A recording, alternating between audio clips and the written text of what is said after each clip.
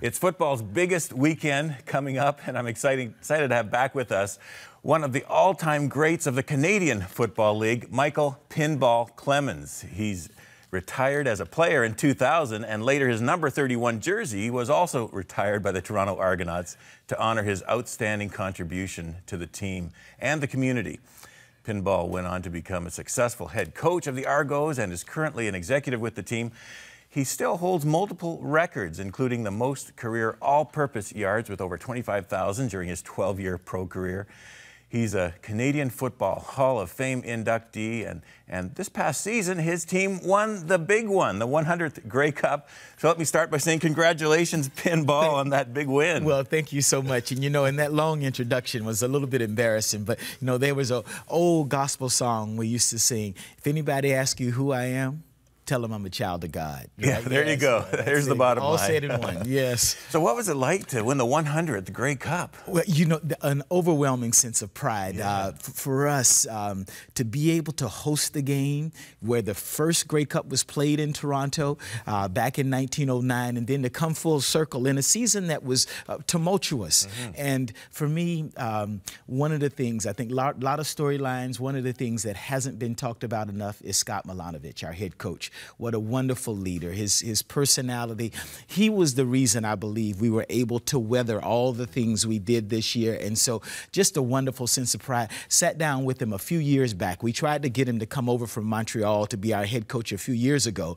And he said, you know what, I think I need to stay as an assistant. Not very many guys will say that. He said, you know, I think I need a couple more years. We had chosen him. He was going to be our guy. And he said, no, I need a couple more years. And then to see him come over in his first year, right, and to watch that maturation, that was a great sense of pride for me. It is a great story, and there's a lot we could talk about that. And in fact, I interviewed my brother's son-in-law, David Lee, who is a rookie on the team, and he's going to get a ring for the 100th Grey Cup win as a rookie. That's pretty as a special. Rookie in his first year. And he's a special kid, too. To come in and make the kind of contribution he did in his first year was just awesome. And I must say today, I feel awesome because this is like double bonus. This is talking football and being with you. That's like two of my favorite things in the world. Oh. Now, you had a commemorative stamp with your picture on it, and we have a photo of what that looks like for the 100th Grey Cup. They had these number of commemorative stamps highlighting different teams, and there you are on the stamp. That was pretty neat to have. You know, it was a great honor, Ron, but the reality is I was the only player small enough to fit. On a little postage stamp. Okay, well, Pinball, this is the big weekend coming up. Dare I ask you for a prediction? Oh, my goodness. Well, predictions are a tough thing, and you know, afterwards, I'm not sure if people really sort of own up to whether they picked the right team or not. For me this week, though, it's pretty easy, right? My middle daughter's name is Raven, and her favorite team in the NFL, the Baltimore Ravens. And so Dad's going to be rooting for the Baltimore Ravens and Ray Lewis, so there's no question about that. Oh, there you go. So that's an easy one. Okay. Yes. Well, for me, it's not so easy because I'm 49. Oh, okay, yes. So I might lean toward the 49ers, but I do like Ray Lewis. He's such an enthusiastic guy, and he loves Jesus, and he just doesn't mind sharing that wherever he goes. Yeah, well, how bold. It's so Psalm 91 on his shirt there. Yes. He said on his Facebook wall, he wrote about, you know, he's saying, why don't you let God in the driver's seat, you know, and you get out of that seat because that's his place. Yes. And but then the other thing is I'm torn is because also linebacker for the 49ers, who also wears number 52, his name's Patrick Willis. Here's what Patrick says. He says his #1 goal is to glorify God.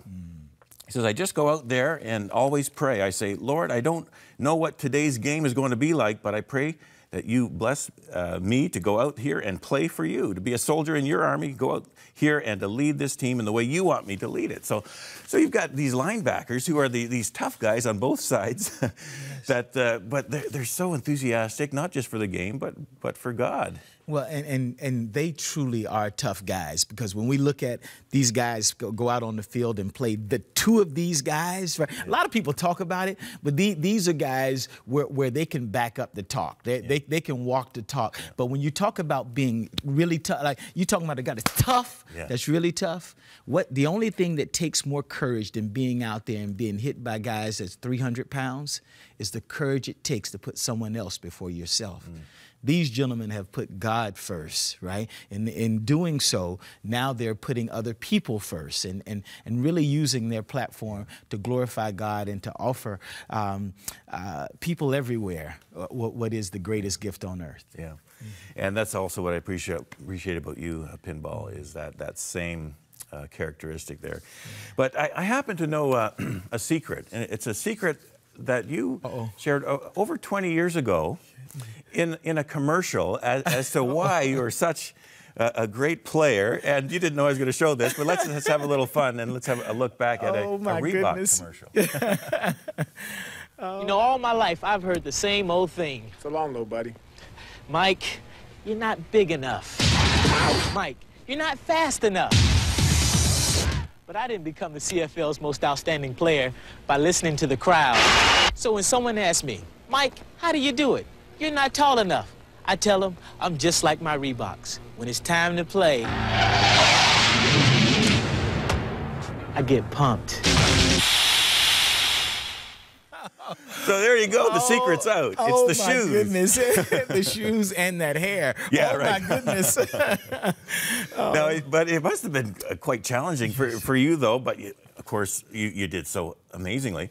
But to be kind of in the land of the giants there with as a smaller guy, kind of the David and Goliath thing. But we know how David turned out.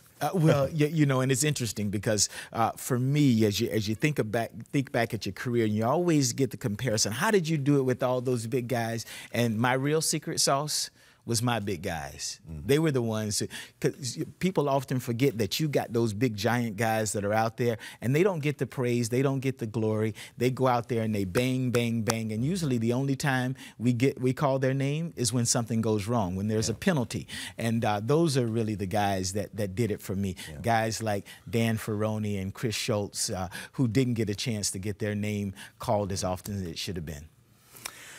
Pinball, can we maybe back up many years to a little Mikey? I don't know if they called you Mikey Clemons back, but growing up at home with a single mom, what was life like for you, and how did God bring you to the person you are today? Well, you can figure, as a single parent in the projects, you know, we were literally a rock's throw from the railroad tracks and directly across from the sewer plant. Every stereotype you can imagine. It was the perfect little stereotype. The railroad tracks were here.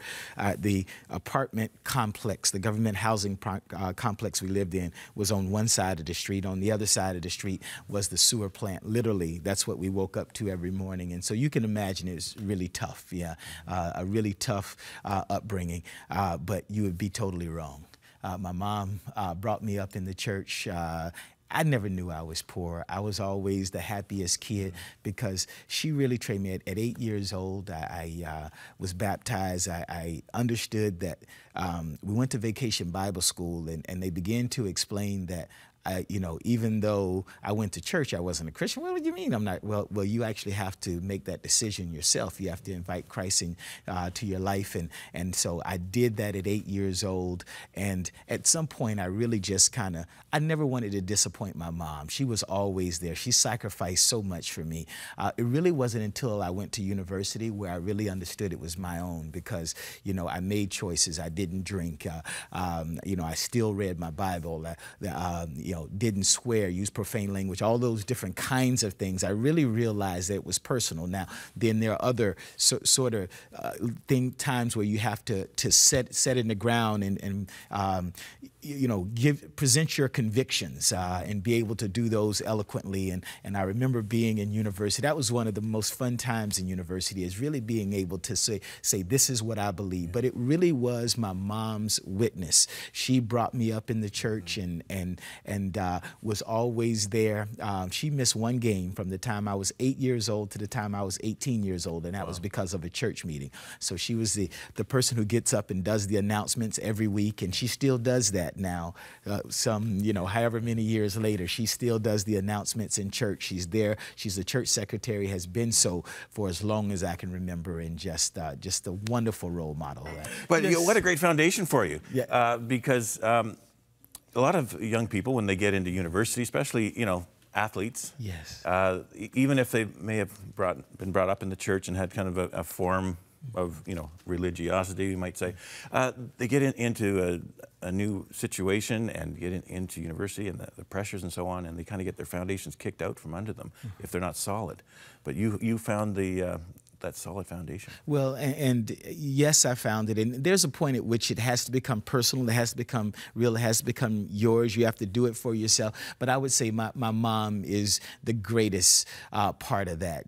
She loved on me so. She was such a great example. And so I would say that certainly I had to make that decision for myself. But my mom made it so clear, so relevant, so real. It wasn't something that somewhere we went on Sunday, somewhere we talked about it. It's something that she lived day in and day out, and was such a great representation. I'd maybe like to add to that, to young people today. We're living in a generation where they say for the first time, influences outside of the home have as much and sometimes greater influences as those that are in the home. With mass media, the technology, and everything that's going on, there's a lot out there, a lot of challenges. And so when we look at young people who do have those challenges as they go away to a different environment in university or wherever that is, I think for us, one of the things is to embrace and love them and pray for them and not talk about them. Good point. Excellent. Yes. Well, you were initially, pinball, drafted into the NFL, Kansas City Chiefs, but then you got a call from Toronto. Yes. And so glad that you ended up here, and I think all of Canada is glad that you came up to be with us. And you've been such a tremendous role model. You've been a tremendous influence, not just for the team, but for the community. And God bless you as you continue on in doing what you're doing. Well, we thank God for that, and I tell you, if you look at the couple handful of gifts, greatest gifts you get in life, for me, my mom and her introducing me to God, and so having Jesus in my life, that those have to be at the top of the list, and then my bride has to join them up there, and my kids, and right alongside of that, or just under that, would be Toronto and Canada, and being able to come here. That of the greatest gifts that I've had in my life, this city and this country is certainly one of them. I still love the United States of America. I appreciated that as my home country, where I was born, where I'm from. But borrowed from another famous Canadian or another former Canadian who was from the U.S. and something that Brian Warren is often to say, I'm American by birth, but Canadian by choice, and right. We're just very proud to be here. So thank you for having me. All right, we're very proud of you, Pinball. All right, thank you. God bless you, and enjoy watching the Super Bowl this weekend. It's going to be a super time. So yes, sure go Ravens. Yes. Okay. And I'm torn. But 49ers.